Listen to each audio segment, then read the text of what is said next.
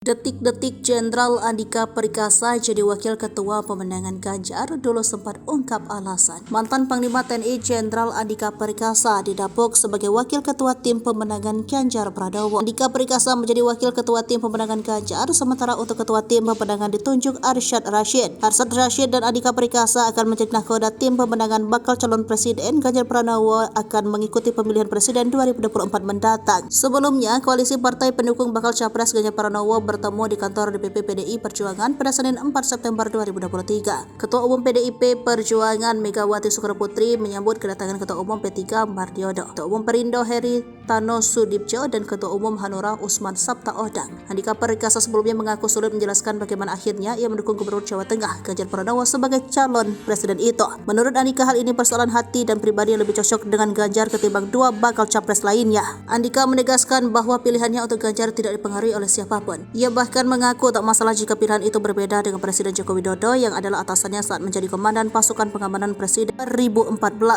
Sementara itu, para ketua umum koalisi sekaligus juga telah meresmikan tim pemenangan nasional Ganjar di Pilpres. Adapun kantor tim kampanye nasional beralamat di Gedung High-End, Kebon Sirih, Jakarta Pusat. Kantor tersebut juga pernah disulap menjadi kantor tim kampanye nasional Jokowi Ma'ruf.